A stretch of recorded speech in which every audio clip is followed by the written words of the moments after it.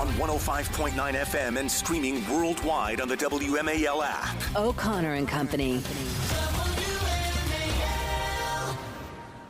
7:36, O'Connor and Company, busy Friday morning here after a busy week in the nation's capital, and well, the hits just keep on coming. Coming up at 8:05, though, we're going to give you all the details on whether you're what you need to know if you're going to go down and see the pandas. I'm sorry, I get tongue-tied because I'm so excited about the pandas. I love That's going good, out Larry. for Chinese, don't you? Are you eating them? I just assume that was in those fried dumplings that you get. There's got to be panda dim sum. Is that a thing? Yeah, but you don't want to eat the pandas. I mean, maybe like a little panda mug on the table with soy sauce for dipping your I'm going to real reconsider dumplings. that. Anyway, we'll talk to Maura Judkis from the Washington Post about the pandas. It's Panda Day, Pandamania, Pandemonium. 8:35, Matt Foldy on what we might see in those JFK files that get released. That's all coming up. Larry O'Connor. That's Patrice Onwuka. Good morning, Patrice. Good morning. Happy Friday, everybody. Steps up, good pocket, throws in the middle field, picked off! Jeremy Chin's got it! That's it! Celebrate like it's 1991! We're going to the NFC Championship game! The Motown, the home of Motown, and tonight they'll be playing the blues, baby! The Honolulu Blues, to be exact, and they're sad in Detroit. Bram Weinstein, of course, the voice of your Washington Commandskins there with the call. His increasingly excited and famous calls now every single week, Bram. I've never heard a man this excited about going to Philadelphia, but good for you, man. That's exciting. Yeah. What are you more excited about? You going to squeal when you see the pandas, or are you going to yell and scream at the TV when Washington I was going to wins say, I feel so bad for you that, you get to go to the NFC Championship, but you're going to miss Panda Weekend here in Washington. Come on. That's all right. They're here to stay. That's good. This is once in a lifetime. They're here to stay. I'll check them out. Give me a few more weeks, and I'll go check them out down at the zoo. All right, so I feel like it's deja vu because this will be the third time we're going into a weekend where Washington is playing Philadelphia. But I will ask you, how do these teams match up? And after playing twice already, they know each other pretty well. That's got to be an advantage, right, for the younger team, I would think, because knowledge is key here. If you have a good idea of what they can do and how they're coming after you, it takes a little bit of the experience edge that the Eagles have. Yeah, this is an interesting one. Washington hasn't faced a division rival in the NFC Championship since the 1980s. They lost to the New York Giants. This is the latest ever in a season that they've been playing each other for 70, 80 years. It's the latest they've ever played each other in a season. So this is the biggest game in the rivalry's history by far, and not close. They've only met in the playoffs once. This is not a great matchup for Washington, but to your point of familiarity, I think it's a big deal here. They know each other very, very well. The thing is with Philadelphia is you know what they want to do. The question is, can you stop it? I think Philadelphia knows what we want to do, but our quarterback does things that no one can script. So I think therein lies what I think is the biggest difference between the two teams. And secondarily, though, and I mean, if you're just being honest, Philadelphia has what is constructed a traditional Super Bowl roster. They should be here. They have every right and should be here. Washington's kind of out of nowhere, and they've ridden what I would describe as chemistry, belief, poise, execution. It's all come together in a way that this is maybe the greatest turnaround in NFL history. And if they pull this one off, they're going to be making movies about this season. So when you look at both times that the Commanders faced off with the Eagles, they're both pretty high-scoring games. I mean, 40 points in total, or even 60 points in total across both? So, I mean, is this going to be about passing, or is this going to be a ground game?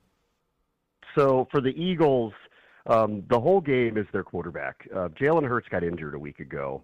He and Saquon Barkley basically collectively are the best running game in the NFL. This is what they do. This is what they are.